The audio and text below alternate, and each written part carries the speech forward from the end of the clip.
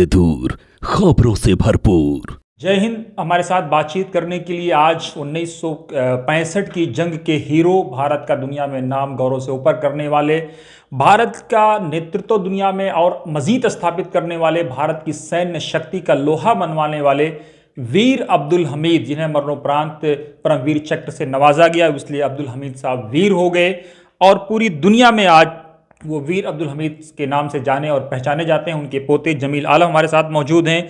Jameel railway के employ भी हैं, लेकिन पूरे भारत में घूम घूम करके वीर अब्दुल हमीद साहब की जो नीतियां थीं, जो नैतिकता थी, जो उनकी मोरालिटी थी, जो अखलाकियात था, उसको स्थापित करने का, भारत की सभ्यता को स्थापित करने का, जो भारत की गंगा जमुनी तहजीब है उसको स्थापित करने का प्रयास कर रहे हैं। जमील साहब, पूरे भारत का भ्रमण करने आप निकले हैं, आपका क्या मिशन है, कैसे आप वीर अब्दुल हमीद साहब को स्थापित करने का प्रयास कर रहे हैं? देखिए, पहले तो हम अपने परिवार को देखते हैं और उनकी ज़रूरतों को पूरा करते हुए, क्योंकि हमारी नौकरी भी है, और उसके बाद हम मिशन जो हमारा है वो हमारे दादाजी ने जिस तरीके से देश के लिए अपनी शहादत दी और उन्होंने ये समझा कि हमें हमारे देश के लिए हमारी कुर्बानी की ज़रूरत है। आज हम उसी तर्ज पे अपने दादाजी के नाम पे हम लोगों ने एक the legend Veer Abdul Hamid trust बनाया है, जिसमें हमारे तमाम प्रदेश के लोग जुड़े हुए हैं, हमारे देश के लोग जुड़े हुए हैं। और मेन मकसद ये है कि जिस तरीके से आज जो है हमारे यूपी से, बिहार से, अन्य प्रदेशों से जो बच्चे आर्मी के लिए, देश सेवा के लिए जाते हैं, उनको वो सुविधाएं अगर नहीं मिल पाती है तो हमारा ट्रस्ट वो मुहैया कराता है और हम लोग लग करके उनको वो ज़रूरत चीज़ें पूरी कराते हैं। और जितने लोग परेशान हालत में हैं या जिनकी जो समस्या है वो हम लोग ट्रस्ट के माध्यम से करते हैं। आज उनके ऊपर तमाम जितने और भी शहीद हैं, जिनको लोग दुनिया में, युवा और आने वाली नस्लें भूलती जा रही हैं, हमारे कुछ मीडिया भाई हैं, और जैसे कि हमारे समाचार, वतन समाचार, आपसे हमारी मुलाकात हुई तो मुझे बहुत अच्छा लगा कि आप शहीद के नाम को आप लोग ज़िंदा कर रखे हैं, वरना ये आने वाली नस्लें उनको भूलती जा रही हैं। तो हमारा मिशन है कि जितने भी शहीद हुए हैं, जो परमवीर चक्र हैं, ये दुनिया में हमारे भारत में 21 लोगों को मिला है और बहुत गिने चुने लोग हैं। और इस तरीके के शहीद को अगर आज हम भूलते जाएं, शहीद भगत सिंह हैं और तमाम हमारे जितने शहीद हैं, उनकी यादों को ज़िंदा रखा जाए, चाहे जैसे भी हो। ये तो जमील भाई आपका बड़प्पन है। ये तो आज वतन समाचार के लिए गर्व का दिन है कि हमारे जो आपके जो दिल्ली के the legend Abdul Hamid trust के जो जिम्मेदार हैं रईस साहब, उनकी कृपा से आप हम तक पहुँचे हैं, तो ये तो उनका बड़प्पन है और आपका एहसान है। हम ये समझना चाहेंगे कि किस तरह से आप 10 अगस्त को जो उनका बलिदान दिवस के रूप में, 10 सितंबर को माफ़ कीजिएगा, बलिदान दिवस के रूप में मनाने का प्रयास कर रहे हैं, उसका क्या, किस तरह से उसको मनाएंगे? आप पूरी सरकार को इन्वॉल्व करना चाहते हैं, आप संघर्ष कर रहे हैं उसके लिए? देखिए, वीर अब्दुल हमीद एक ऐसा नाम है जिसके उनके नाम के लिए जो है हमारे भारत के राष्ट्रपति हों, प्रधानमंत्री जी हों, सारे लोग सम्मान करते हैं। और आज हमारा जो ट्रस्ट है, उस ट्रस्ट के उपलक्ष्य में, उस ट्रस्ट के द्वारा जो है हमारे गाजीपुर में धामूपुर गांव में जो मेमोरियल बना हुआ है वीर अब्दुल हमीद के नाम पे, उस मेमोरियल में हम इवेंट्स करते हैं, उनके बलिदान दिवस को मनाते हैं, जिसमें हमारे तमाम जो है वहाँ मिनिस्टर हुए, सांसद हुए, सारे लोग आते हैं, शहीद परिवार के लोग आते हैं, सम्मानित गण आते हैं, तमाम तत्काल जो प्रभाव से हमारे प्रशासनिक अधिकारी होते हैं वो पहुँचते हैं।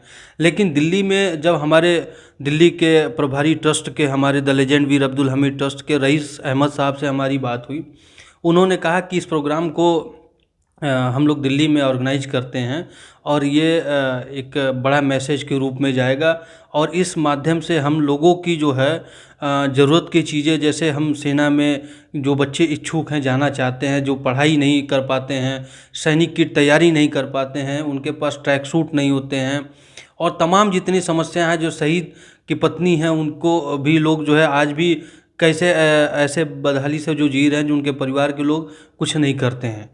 तो ऐसे लोगों का ध्यान देना मेन मकसद है। और अपने ट्रस्ट के थ्रू जो है हमारे रईस साहब से बात हुई, रईस साहब ने हमको बुलाया और ये दिल्ली में तैयारी चल रही है। आज वीर अब्दुल हमीद जी के ऊपर एक फ़िल्म की भी तैयारी चल रही है, जिसमें बहुत जल्द से जल्द लोगों को, युवाओं को जोड़ने के लिए, प्रेरित करने के लिए वो फिल्म भी आ रही है।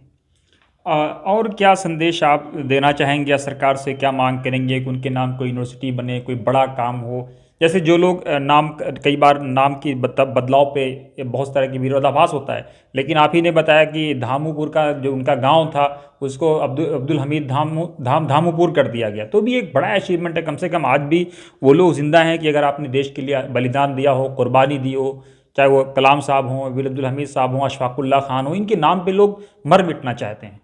बिल्कुल।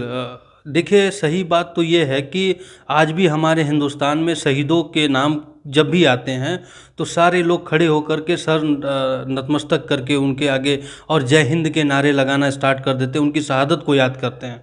और उनमें से आज हमारे ऐसे भी जो कुछ नेता हैं, जो मंत्री जी हैं, जिन्होंने शहीद के नाम पे बहुत सारे काम किए हैं। जैसे कि मैं बता दूं अपने ही वाकया, जो है मेरी जब दादी थी, तो दादी तो मेरी पूरी जीवन अपनी समर्पित कर दी अपने गांव, अपने क्षेत्र के लिए, अपने देशवासियों के लिए। उन्होंने जब उनको मन में आता था कि किसी ने पहुंच गया कि दादी हमारे लिए भर्ती नहीं आ रही फौज की, बोलती थी ऐसा है बैग उठाओ और चलो। इसके सबसे बड़े जो है मुखिया कौन है, तो ये हुआ कि जनरल बिपिन रावत साहब हैं। आज वो हम लोगों के बीच में नहीं है। बहुत ही अच्छे वो इंसान थे और बहुत ही उन्होंने गरीबों की मदद किया।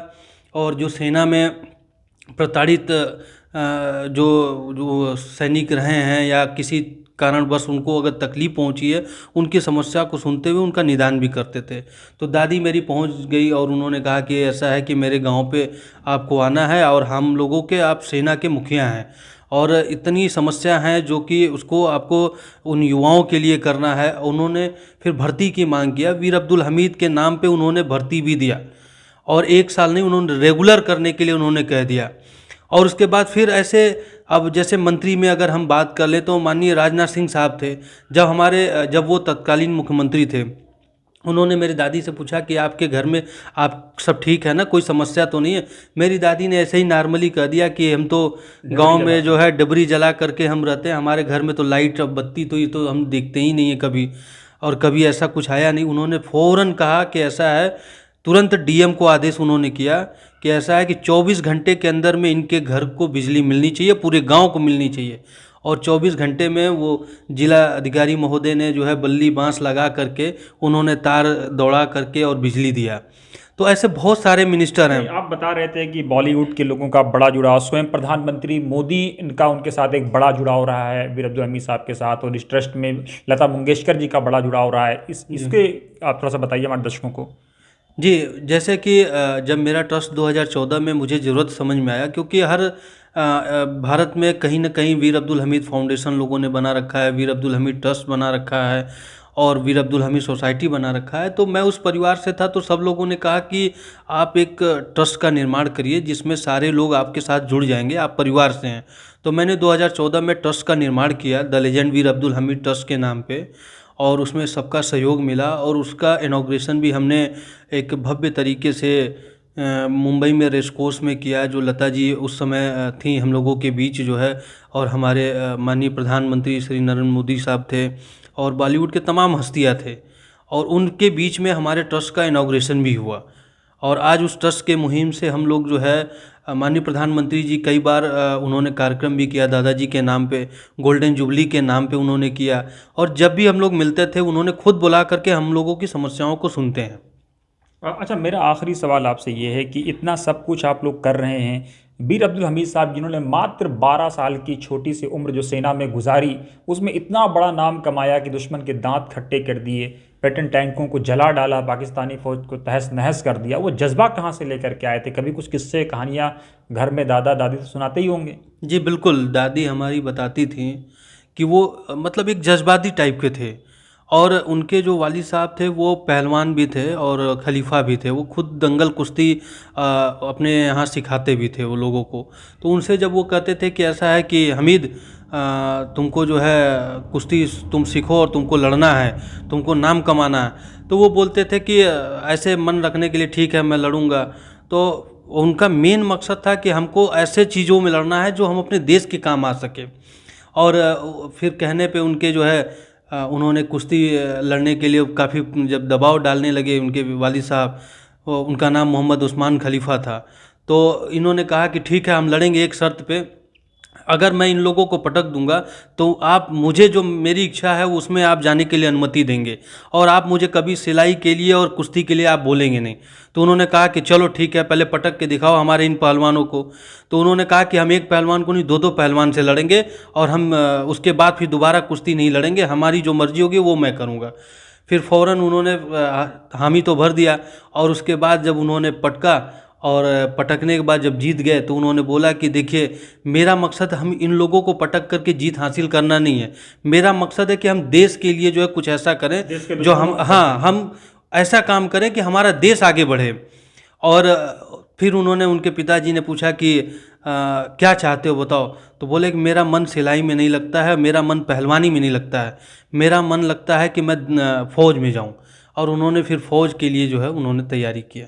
बहुत शुक्रिया जमील साहब हमसे बात करने के लिए। तो ये थे जमील आलम साहब, जिन्होंने बताया कि किस तरह से वीर अब्दुल हमीद साहब के मन में वो ज्वाला फूट रही थी कि कैसे दुश्मन के दांत खट्टे किए जाएं और भारत का सर दुनिया में गौरव से बढ़ाया जाए। और जो लोग भारत को कमतर आंकते हैं उनको ये जवाब दिया जाए कि भारत सारे जहां से अच्छा हिंदुस्तान हमारा, कि भारत ही है जो दुनिया का नेतृत्व कर सकता है।